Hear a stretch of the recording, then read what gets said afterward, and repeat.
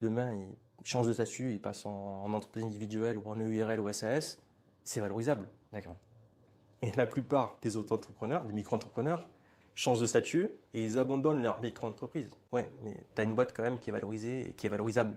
Donc n'oublie pas que ça se protège aussi. J'ai une question juste. Est-ce qu'il y a un montant à partir duquel la boîte est valorisée et valorisable ou est-ce que toute boîte peut être valorisée et valorisable?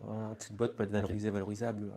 Je prends le cas peu importe, quoi, d'un auto-entrepreneur, d'un micro-entrepreneur qui a une activité. Ça fait 4-5 ans je sais pas, qu'il est restaurateur en micro-entreprise.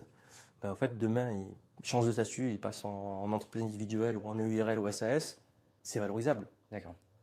Et la plupart des auto-entrepreneurs, des micro-entrepreneurs, changent de statut et ils abandonnent leur micro-entreprise. Sauf que tu peux céder ta micro-entreprise D'accord. Oui, tu peux la revendre. à ta entreprise. Ouais. Ah, ok, d'accord. Donc tu arrives déjà avec une nouvelle entreprise avec un capital qui est déjà existant. Ben, c'est un fonds de commerce, c'est une activité que tu as développée et puis tu peux la valoriser et puis la céder à une autre entité que tu crées, quoi. Donc il y a du patrimoine que les gens oublient, ils passent à autre chose, l'oublient, l'abandonnent et autres, et d'où l'importance d'être conseillé, d'être guidé, d'être formé à ce genre de choses-là pour savoir que ça existe, quoi.